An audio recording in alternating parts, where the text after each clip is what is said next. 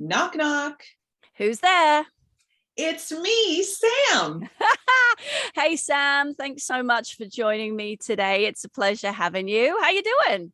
I'm doing really, really well. Thank you for asking me to be on. I'm really excited about this. Me too. Me too. Sam, I like the people that you train, what you do and you bring to the industry right now resonates with me. So just to give you a snapshot into Sam and what she does, Sam is the founder of the Sam Core Trainer company. And your niche, your speciality is training women over 40. So hello, I'm sitting right here in front of you. So I'm excited to talk to you as well, because I feel like, what do I feel like? Like, I know a lot of the things we're going to talk about today is happening to me. I'm feeling these things inside my body, physically and mentally. So so I think that I'm going to be getting some information for myself, but also, it's fantastic for everybody who's listening. But I kind of want to start this off by saying, although we're going to be talking, primarily about what you do, which is health and fitness for women over the age of 40, I think it's also really important for anybody listening to take note on the stuff that we're saying, especially if you are part of the fitness industry and you have clients that fit in that demographic.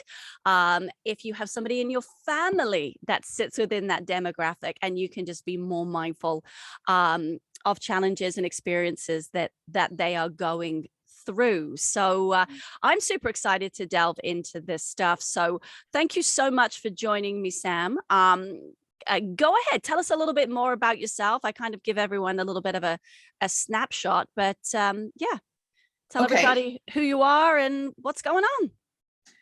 Well, I mean, I haven't always been specializing in women over 40 because I used to not be 40. I used to be 30. I used to be 20. So I find that, and you're probably the same, like as I've evolved as a woman and a mother, and me living now officially in the sandwich generation, right? So not that I'm taking care of my mom just yet. I mean, I kind of feel like I am, but I see myself very slowly to the point, or actually not slowly, quickly, I'm going to have to take care of her and also, manage my children.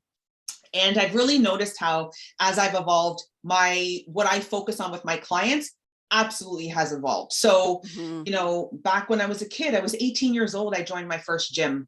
And I immediately gravitated, like, I didn't stay very long in the step classes and all of that stuff. I did that for a while, but I very, very quickly gravitated to the weight room.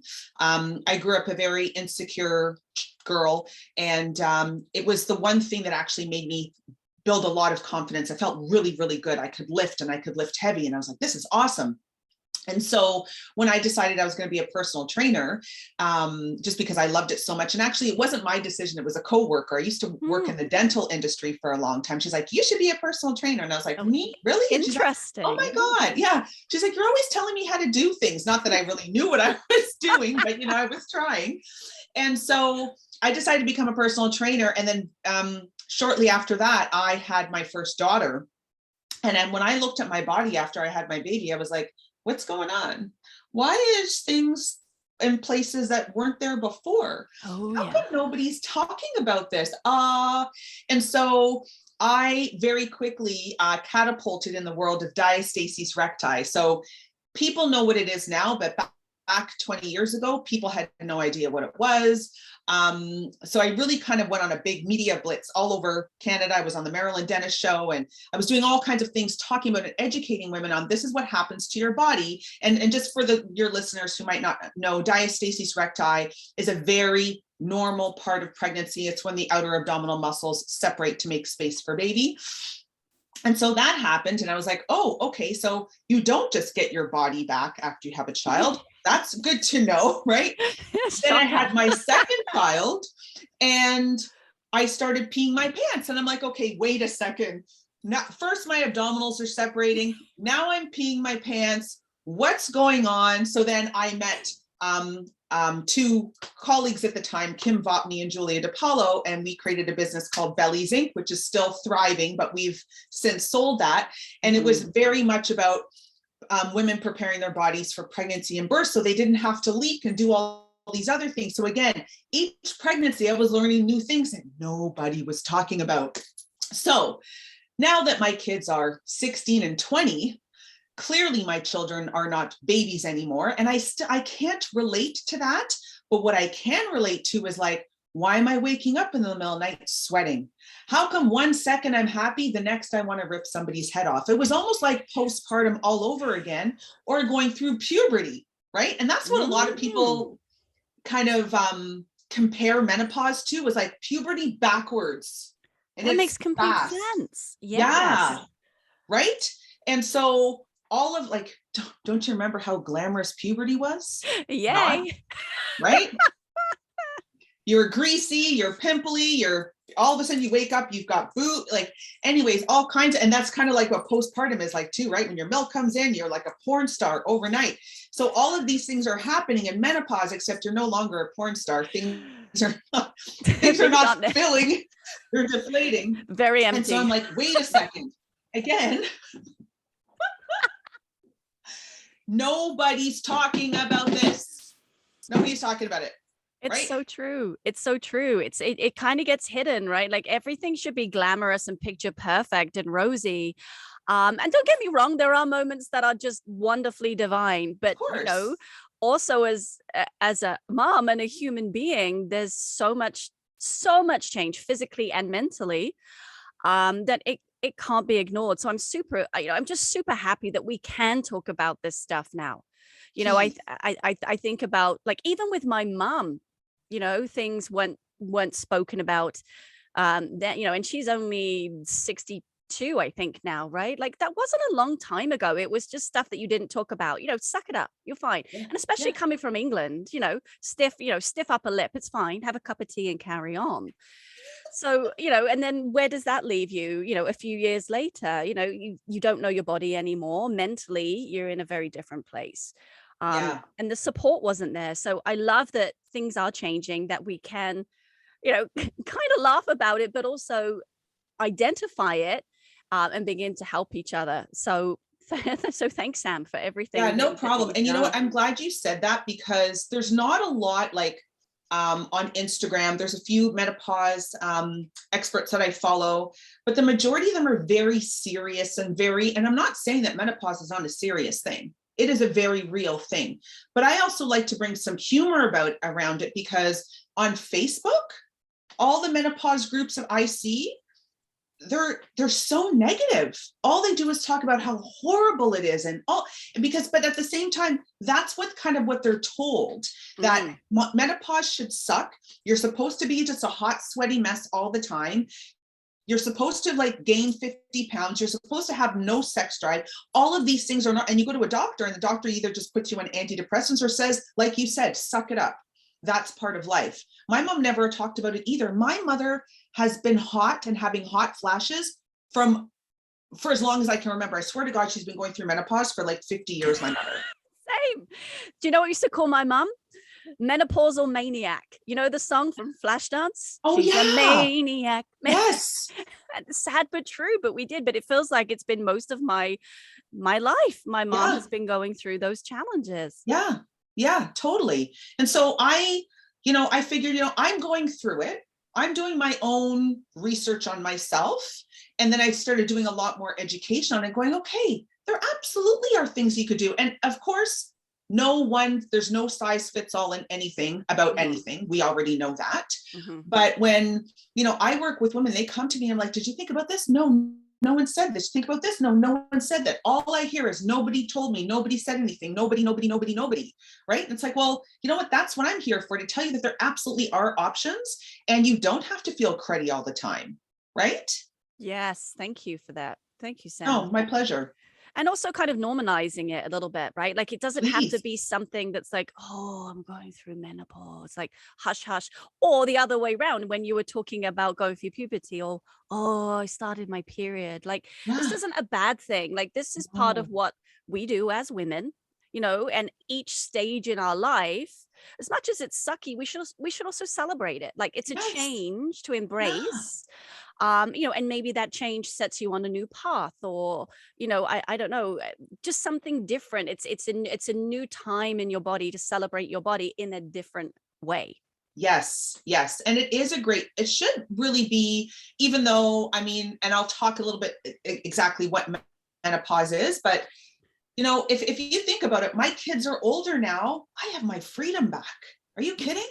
I was just in Buffalo. My husband took me to Buffalo to watch the Bills game. I couldn't have done that 10 years ago, leave my children, right? Like, this should be a part of time where we really get to enjoy our lives again, right? So this is an opportunity for us to, yes, look at the second stage. This is the second stage of life, right? No more periods and all. And yes, our hormones but there's things that we can do in order for us to actually enjoy that life, not be like, oh, now we're all dried up. We're dried up prunes and this is the way it's going to be forever.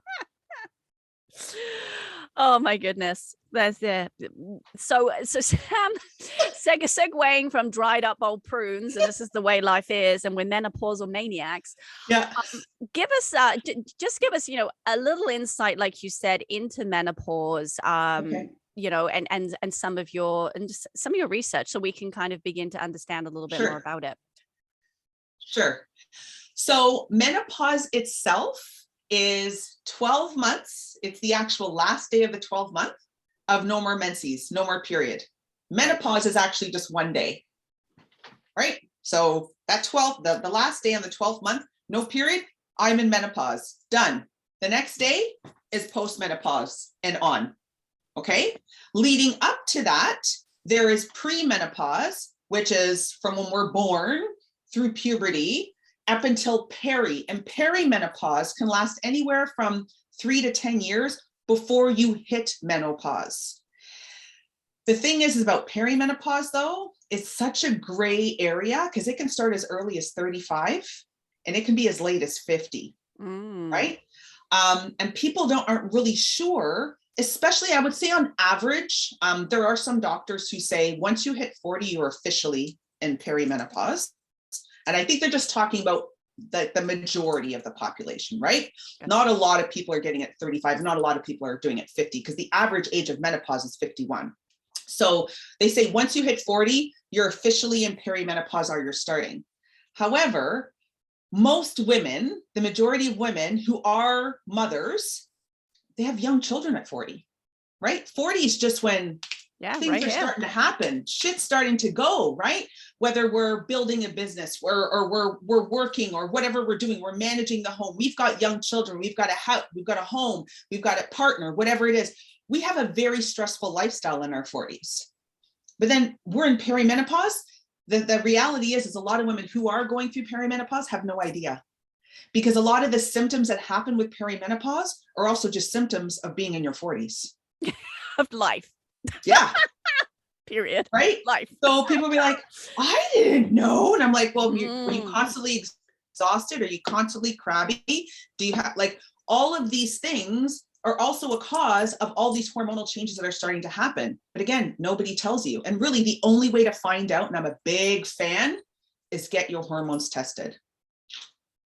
Okay. So with that little tidbit, how does one go about doing this? And I'm kind of talking about myself as well, because I'm like, yeah, this sounds like me. Hello. Yeah. So you can get your basic hormones, so your estrogen, progesterone, all that stuff. You can get that checked by your doctor. Okay. You just ask for lab work.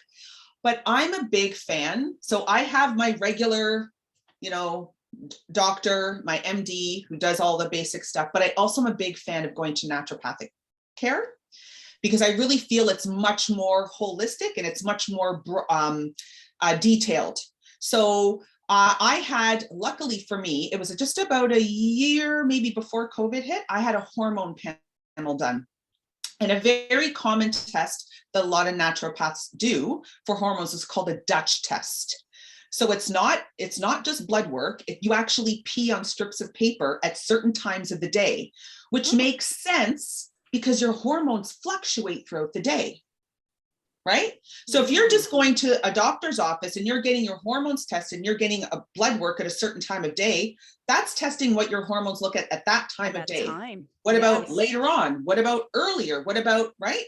So this Dutch test is quite detailed in that you have these different strips of paper, you pee on it certain times, then you have to send it to the lab, and then it literally tells you, you get a flow chart showing you what's happening with your estrogen and all your different, there's 3 types of estrogen, right?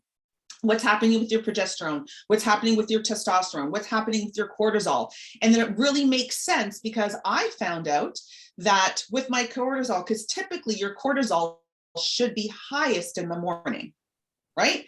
Mm-hmm. We wake up naturally with sunlight, or we're supposed to, right? That's why most people can focus. Not in a Canadian winter. In the morning.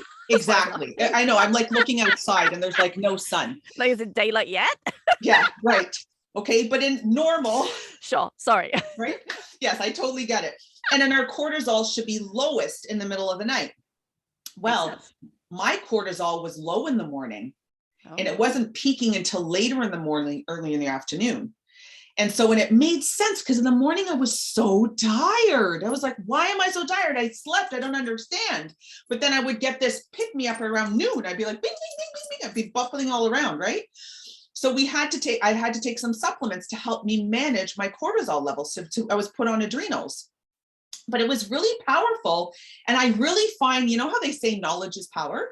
Of course. It is. Yes. It is. But as long as you actually take that knowledge and you apply it and you do something. True. Because you can do all the research in the world, you can read, you can listen to podcasts, you can listen to me talk and go, yeah, what Smith is saying. But if you don't apply it, it's not really powerful. It's not doing anything. It's just stuff you know, right? But you're not actually taking action with that information. So I really found it amazing, because I had this sheet, and after my naturopath got the blood work, she went through and she showed me everything that was happening at certain times. And I was like, I love this. Now it all makes sense. And because right before that, I was waking up with night sweats, right? And never even clued in that I would be in perimenopause, even though I was like 47, like wasn't even in my brain. And then I was like, oh, hello. Of course I am full on in it, because I also had a hysterectomy years before that. Right. Mm-hmm. And so when you have a hysterectomy, what also people don't know that much is, even if you keep your ovaries in, you still do go into surgical menopause. You just go, it's slower. It doesn't hit you like a ton of bricks, like as if you had a full hysterectomy, right? So these are, again, things that nobody told me. My surgeon didn't tell me. My doctor didn't tell me. So I had to do this research on my own. So since, having this Dutch test and taking my supplements, no more night sweats. I feel awake in the morning. Hello, right? And again, there's not a one size fits all, but if people are really, you want to know which stage of life you are physiologically and what's going on with your hormones, get a hormone panel done. Yeah. This sounds really life-changing and something that we should all know about. So thank you for sharing. My pleasure. 100%. And then I'm curious to know, so with your naturopath, from, Mm-hmm. From looking at the results, now, did you start to then plan, I guess, when to move, when to exercise, when would be the best time to perform activities? Did you schedule that together, or was that just you with your own, health and fitness knowledge? What did you then do with the results? Okay. What is so good about that is that one thing about menopause is that women struggle a lot during menopause because they refuse to change their lifestyle habits in relation to what's going on with their life. And I was one of them. So I've always, since my girls were young, I would say about 5, I've always been an early riser. I get up and I go to the gym. So that alarm clock would go off at 5 a.m. And even if literally my eyes were glued shut, I would like smack myself in the face and I would drag myself out to bed and I would be at that gym, right? It was hard, but I was pushing myself and I was doing it. Had I known what I knew now, I absolutely would have changed it. I would have gone to the gym later when I had this burst of energy, but I wasn't doing that. So if you ask me, no, I didn't change it because I was so stuck in my routine and I was so stubborn that I was actually doing myself a disservice. But now that my hormones are balanced, I'm fine. I get up, I'm well rested, I go to the gym. But I really should have adjusted it according to what my results had said, right? If my cortisol was high at 11, because cortisol helps to give us energy, why in the world wasn't I going to the gym then? Mhm. Right. But I was like, no, I've got to go. I have my routine. That's my routine. I can't change it. But that's a lot of reasons why. And that there's actually research that supports that is women don't change their life. They won't. They'll continue to diet. They'll continue to push themselves even harder. I'm going to go harder. Right. I'm going to even eat smaller amounts of food. I'm going to, burn the midnight oil. I'm going to do all these things because I've got to prove you got nothing to prove to anybody except you're slowly breaking yourself down. It's so right? true. It's so true. And we're all creatures of habit. And I honestly think, as a woman, as a mother, you also then take on the roles and responsibilities for other people. So you couldn't possibly break your routine because then it's going to interrupt everything else for everyone else. When actually, if we really think about it, we probably should deal with our routine first, take care of ourselves, show up as a better person. Hello. And then filter in everybody else because it's just going to work better. Right. Absolutely. Absolutely. And you saying that, like I could just hear people right now listening to you going, yeah, but it's easier for you to say like, well, right. However, and we're both moms, you know what, when you change it, yeah, you might disrupt the rhythm in the home for a little bit. Yes, of course. But we understand too, that in order for things to change, things have to change. Right. So you killing yourself to make sure that you don't disrupt anybody else's routine isn't going to do you any favors in the long run, right? And we also have to remember too, as parents, we are setting an example. Because one thing I've always said, kids do not do as we say, they do as we do. So if you don't show self-care, you are not giving the example for your children on how to take care of themselves. All they see is push, hard, go, collapse, scream, lose your mind because, well, that's what my mother did. So that's what I'm going to do. It's so true. It is so true, right? And then you get into the whole, negative energy as well as physical health, of course, and mental health. And you're right, Sam, like it isn't easy. It actually sucks when you make a change. Like you said, for those first couple of weeks, you've got to suck it up. But then you notice that things start to level off a little bit. Yep. The energy shifts, because I'm in a better place. Guess what? My energy and my communication and my rapport with my daughter is going to be better. And then that has a ripple effect into what she's doing. So I'd rather take 2 weeks of crap, knowing that the longevity is going to be a lot more, just a lot better, and everyone's going to be in a better place. And I love that you touch on role modeling. Like that's so important. That's so important to me, and even now, and I get mum guilt when I go and teach or I go to the gym. I still get that. I'm not saying that doesn't happen, but the way I phrase it is I'm going to teach a class or I'm going to do a workout because mummy enjoys that. Mummy's taking care of herself. And can I just say, from having two girls who are 16 and 20, from me so I've been going to the gym ever since they were born. Like 6 weeks, I got the 6-week checkup. I was back at the gym. And no, I wasn't doing burpees or crazy stuff, but I was like walking on the treadmill, right? But it was always been a part of my life. And that was one thing I was never, ever, ever going to give up. I was not going to do it because that's what kept me sane. It totally was me just having that hour to myself. And once the pandemic hit, and I was like, oh, I got a bunch of fitness equipment I brought into the house. My girls, not because I ever said to them, you want to work out with me? I mean, I shouldn't say that. I did periodically, but then after a few times when they keep turning you down, you're just like, okay, forget it. Like you can't, once a teenager makes up their mind, you might as well talk to the wall. Like they're worse than toddlers. Okay. So forget it. Don't even bother. But then all of a sudden, what's going on? What's all that banging? I'm working out. Your kids are paying attention, right? So for you, Nikki, who your daughter's young, she is absorbing all of that. And eventually she will start doing the same thing. My younger daughter was like, now she wants a membership at the gym. And I know she'll go because she works out here regularly 3 to 4 times a week. Yes. And I don't say anything, nothing. It's just something that we do. Yep. It's something that they see, right? It becomes part of their life. It becomes habitual, I guess. And it was actually quite funny. I had a proud mama moment. So last week, Holly comes home from school and she says, we did gym today. And I said, oh, that's great. Like, what did you do? You know, and in my head, I'm thinking at most they probably just ran around screaming Yeah. and, you know, maybe did some kind of structured activity. She said, no, mama, I made them do squats and I made them do jumping jacks. And I was Right on. like, and I didn't even, like you said, I had no, like, I don't work out with her. She's 4 years old. Yeah, yeah. She sees me. She sees me do these things, right? Absolutely. She sees videos I watch, right? She understands that it's part of my life. So there it is, without me teaching her what squats and jumping jacks were. She was, you know, she was there. It was already part of her life. So yes, That's so awesome. they are watching everything. So, you know, Absolutely. being that role model is important, you know, and the flip side of that is you also then get to do what you enjoy while being a role model. So it's a win-win Exactly. situation. It's so great. 100%. Yeah. So coming back into specifically, you know, women over 40, menopause, activity. So, you know, we kind of spoke about the testing and, you know, action plans and things that we can do.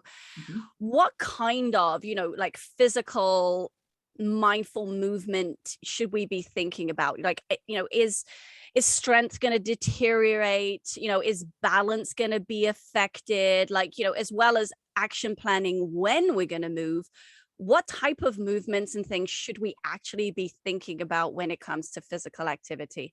Yeah. So basically the answer to those first two questions is yes and yes. So, you know, because perimenopause and menopause are two different things. I mean, they're not starkly different, but there's different changes. Absolutely. You want to be more mindful of what you're focusing on. So, once you start hitting perimenopause, so actually, let me take a step back.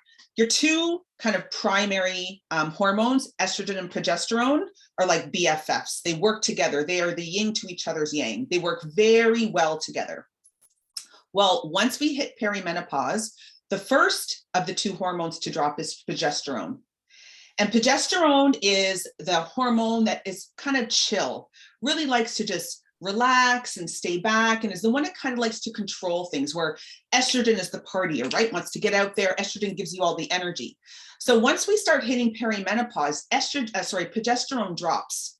So as a result of that, we feel more anxious, stressed. And remember what I talked about in your 40s, we already have a very anxious and stressful lifestyle because we're in our 40s, right? Mm-hmm. And so, but when progesterone drops, we don't have that supportive balance to help us manage with stress. So as a result, then we get more of an influx or an up and down yo-yo of estrogen. So that's why you'll hear women in perimenopause be like, oh, one day I was great, the next, like I was collapsing, right? Or emotions are all over the place. And they just think it's their stressful lifestyle, which is part of it, but it's also because you don't have progesterone there to help support you. Right. But also as a result, because you're already leading a stressful lifestyle in your 40s, you've got increased levels of cortisol. Right? And we know cortisol is our fight or flight hormone. It really is the one that's supposed to just only be released under times of stress. But hello, when are we not stressed? Like, I love how we say that under times of stress. Yeah. Have you lived in the world in the past 2 years? Like, everybody's on like, and we've got social media, and we've got all these things, we've got the news, and everybody should be scared and freaking out. So our stress levels are already right all the way up here. So forget perimenopause, like we're already at like ridiculous amounts of stress levels. So our cortisol, but now it's even higher because of perimenopause, right? So, but when you start with all of these changes that are happening and you've got this influx of estrogen going up and down, and we start putting on weight, what do you think women's first thing that they want to do? They're exhausted, they're stressed, but oh my God, I have to lose this 10 pounds. What are they going to do? I'm going to stop eating more. I'm only going to eat 1,000 calories a day, and I'm going to do boot camp 5 days a week. Doesn't matter if I exhaust, I collapse and I die at the end of the day. That's fine. I need to get this less time. It is completely counterproductive. And what you'll actually do is what we can't forget is, even though exercise is a very positive form of stress in our body, it is still a form of stress.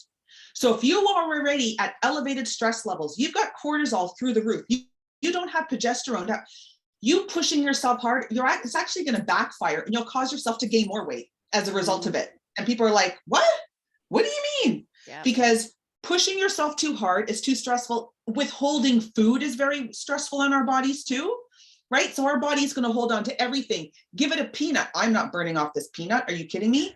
Because I don't know when you're going to give me any food. And now you want to use this peanut as fuel to go do boot camp 5 days a week. How is that going to work? It's not going to work. So one thing that, clients actually are surprised at. So I get a lot of women in their 40s and early 50s who are fasting, intermittent fasting. And so fasting, the thing is, when it comes to diets, I'm not a fan of diets in general, but I'm also not going to say they're horrible because certain things work for different bodies. Okay. But in the realm, I would say the majority, they don't. And this is why we know that the diet industry is a multi-billion-dollar industry, because nobody can sustain that. So when women come to me and they're fasting, they're only eating 1,000 calories a day, they're working out 50 times a week or doing whatever, I tell them to stop. I tell them to eat more food. And I said, I only want you to work out like 2 to 3 times a week. They're like, what?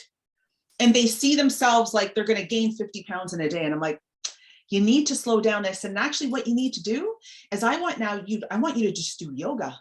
I want you to go for a walk. And I said, and you're not allowed to go on a power walk. You're not allowed to do this. No, you literally have to look outside. You have to smell the flowers, well, there's no flowers right now. I don't know. Try not to inhale the snow, right? But I really want down regulation. We need to tap into that parasympathetic nervous system because our sympathetic nervous system is up high because we're so stressed. You need to do the opposite. And it's amazing that once we actually do that, our bodies respond accordingly because you're not already asking and pushing it when it's got nothing to give. It's screaming because you're already exhausted. So that's perimenopause. But then once you slowly start getting closer to menopause, estrogen starts to drop. Remember, estrogen is our party hormone, right? It makes us feel good. Estrogen is good for everything, like everything. Estrogen gets such a bad rap. It is good for everything. We need it. And there's a reason why our bodies change so much. Our memory changes. We can't even put together 2 sentences. Like we can't even do anything when our estrogen drops, right? There's a reason for it.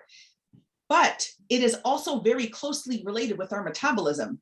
So when estrogen drops, of course, we start losing muscle faster than we can create it. Faster.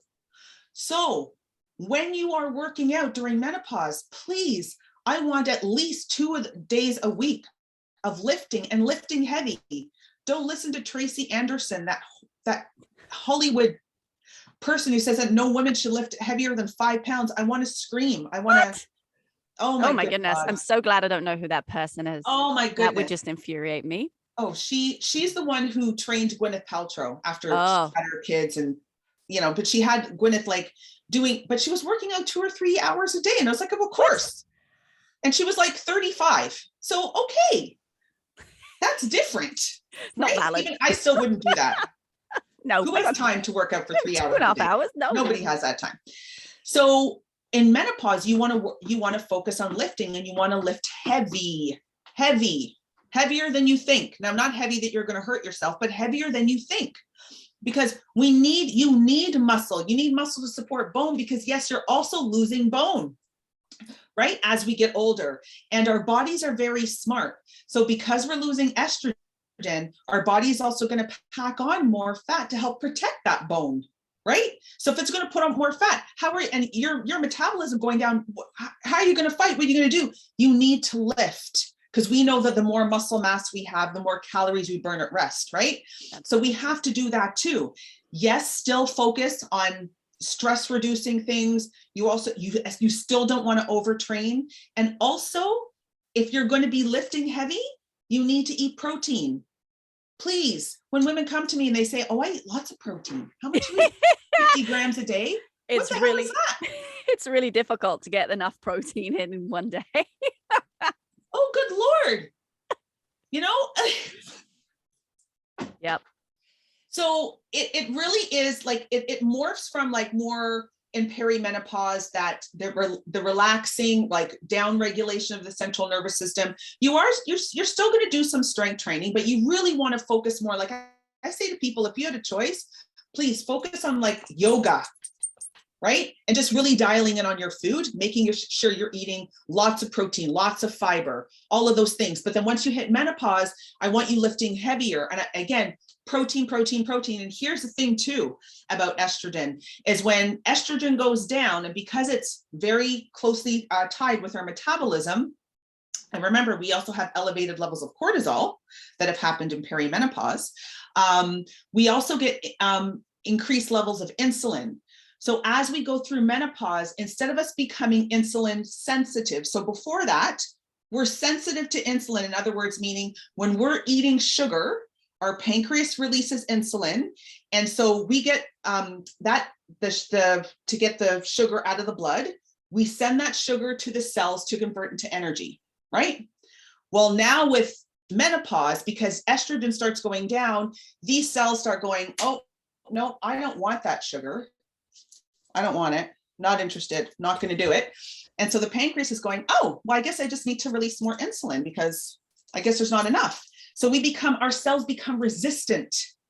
Okay. And so now we've got insulin and cortisol that are partying together because progesterone and estrogen are no longer there to help.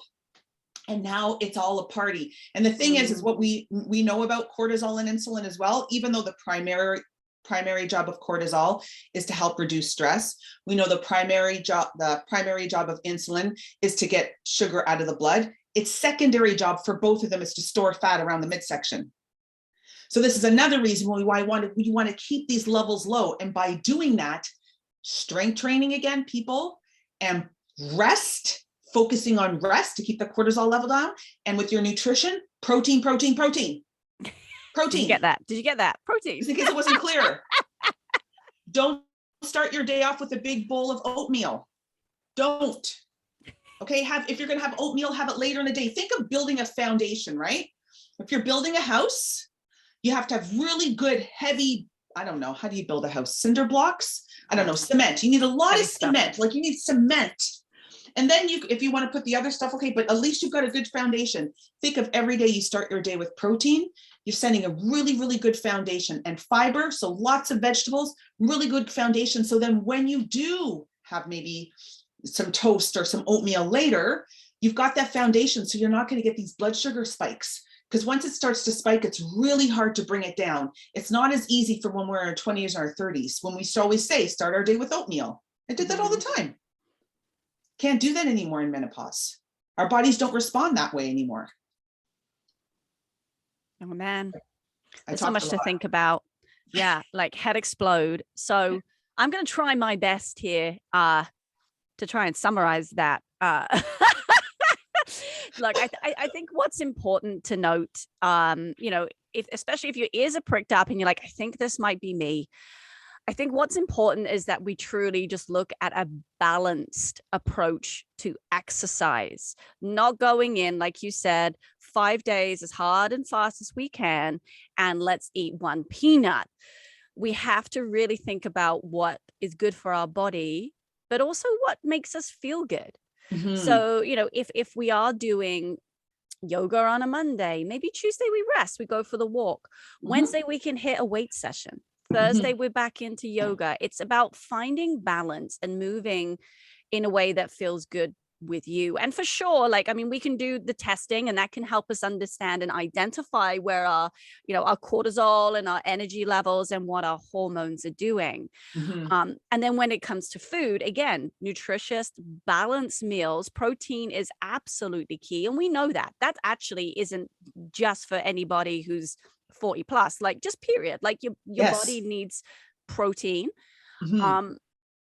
And then just following a really nice flow and routine for your body.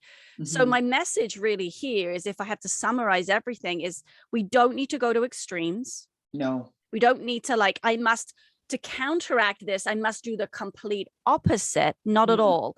It's about finding a good, sustainable approach that's going to serve you really, really well. Did I Totally. summarize that well, Sam? I mean, there was a lot of info Absolutely. there, but Absolutely. Yeah. No, for sure. I mean, I did a lot of talk, and like I said before, we recorded it. Like I get really passionate. I can go on and on and no, it's on and on. wonderful. So I'm glad you're paying attention. But yeah, I mean, I just basically gave people like, you know, the kind of like the bullet points of what to follow. You're going to find out what works well for you, because again, no two people are the same. Yeah. But these are just things that, and like you said too, even before menopause, like this is stuff that everybody should be doing.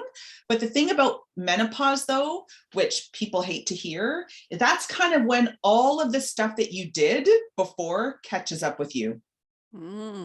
Right? So if you were somebody who was a yo-yo dieter, if you were somebody who's an extremist and this and that and all this stuff, all that stuff is going to catch up to you really, really quickly. And then so you have to make a decision how you want to spend this second half of your life. Like we were saying earlier, this should be a time that you really should enjoy. So if you just have to make a little bit of tweaks in your workouts, if I'm telling you to work out less, you should be happy. You should be like, all right. I used to work out 5 days a week. Now I'm like, no, thanks. 3 is good. 3 is good. I'm happy, right? I don't need to walk across the stage. Maybe some people do. And then that's a completely different conversation. Of course. But you're just really trying to enjoy your life. And like you said, focusing on things that make you feel good. That's what I say to my clients all the time. If it doesn't feel good, don't do it. That's so true. Right? Don't feel that you have to. Yeah. That intuitive, like eating intuitive. Is it the right word? Intuitive, yes. Movement, is really key. And, even as a fitness professional, you should be doing all the workouts. There are some days I'm like, no, I actually don't want to do a workout at all. Do you know what I'm going to do? I'm going to go for a really nice walk with my dog. I'm going to get a coffee on the way through, and just chill and be, and be okay with that. I think really being in a place of acceptance of where you are in your life has to come first. And that's where we initiate that change. Because you're right, Sam, and I'm going back a couple of conversations to like post baby. In my brain, I was like, oh yeah, I'll just bounce back in 2 weeks and I'll be my former self. But no. And actually, once I made peace with that, I'm like, well, why do I want to go backwards anyway? This is who I am now. Thank you. So why is having an after baby bod a bad thing? Why? Exactly. And it should be different. Yeah. Well, when I used to just work with pre and postnatal, my goal was to get women to be stronger and more functional than before they had children. Right? Like, because a lot of us kind of just, especially if you've got a really quick metabolism, we kind of just take it for granted that we have like maybe cute little bodies and blah, blah, blah. And then there's nothing more humbling than having a child and really kind of going, okay, now I've really got like perspective, right? Yes. All my organs are still in my body. I want to keep them there. Okay, good. My kid's alive. Okay. I can still lift. Okay. Right. And I want to keep it that way. It's no longer about like how cute I look in this little short skirt or whatever. I mean, maybe for some people it is, but I found it very, very humbling. It really made me kind of prioritize what's important when it comes to my health. Because it wasn't just about, I mean, come on, when I first joined a gym, it was all about how I looked. 100%. Yeah, you're 18. Of course. But after, it was about how I felt. And I feel fantastic now. Great. That's really good to hear. Thank you. That's really good to hear. I think, for any woman listening, these milestones in our body are things that we should celebrate. We don't have to hide anything. We should take each opportunity to reevaluate, see what's important to us physically, emotionally, mentally, and then make change accordingly. And like you said, Sam, everybody's a little bit different. So this is where, we have to also be okay asking for help, seeking out advice from professionals, and then really setting in a game plan and knowing that, what we did when we were 18 is gonna, it can't be sustainable at 40. And that's okay. Let's find something new that wasn't appealing or perhaps even available to us at 18, and go for that now. So you know, to any women listening out there, celebrate your bodies, celebrate where you are in life, and, you know, really just make the most of it. You know, enjoy whatever that looks like for you.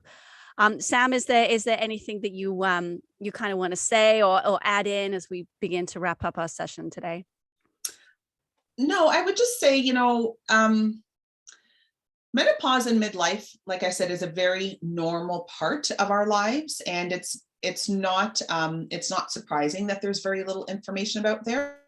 And I'm going to get kind of political because it's women's health, right? So we need to do better. Like that, you know, in general, society has to do better and doing more research on this. But like you said, don't be afraid to ask for help. You do not have to struggle in menopause. You don't. You can have your life back. You can have your confidence back. You can have your sex drive back. You can have all of that back, but you have to make the decision that you want to do it. And it's going to take work, right? Because the one thing about everybody is our hormones control us. They are the puppeteers. We are the puppets. So you can try and fight against it all you want, but you're not going to win.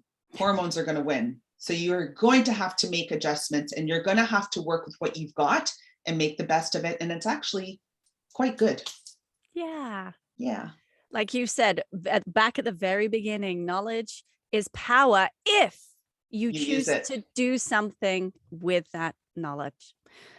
So there you go. 100%. On that note, I want to say thank you so much for joining me today, Sam. I got so many great insights and tips and action plans for me to set me on my new path and embrace where I am. And it's okay. Like I'm feeling pretty good about it. You know, like you said, it's a new stage in my life, and I'm kind of happy about that. It means, like I said, I can try new things and explore new possibilities. Yes.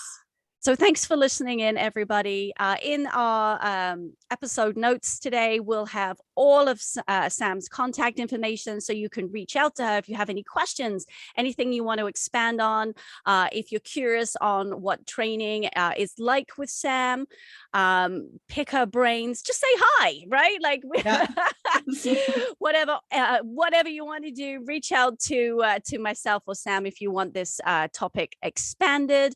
You know, and I'm 100% sure we will probably talk again, Sam. Like this, you know, we could talk about so much in regards to, I mean, not just menopause, but I think, you know, women's health in general. Yes. So thanks again for joining me, everybody. Until next time, take care, and we'll see you soon. Bye. Thank you.